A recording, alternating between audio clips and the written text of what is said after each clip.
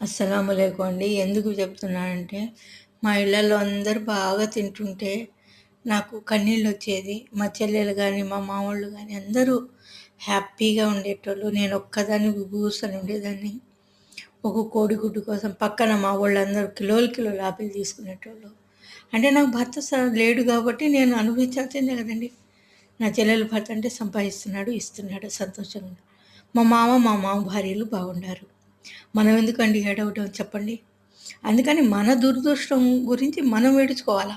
అంతేగాని ఏరే వాళ్ళ సంతోషాన్ని చూసి ఏడవకూడదు, సంతోషపడాలి. మన రాత ఇంతే, మన గీత ఇంతే అనుకున్నప్పుడు అలా మనకు ఏ తోడు లేని వాళ్ళకి కూడా ఒక నీడ ఉంటుందండి కన్ఫామ్‌గా. ఇదండి. ఎందుకు ఇయన్నీ పెడుతున్నా అంటే అక్కడ పోయి భలే ఎచ్చులు కొడుతుంది ఊరికే అన్నా. ఏం బాగా గుద్దమాడుస్తున్నారు కానీ అట్టా చెప్తారు. లేదండి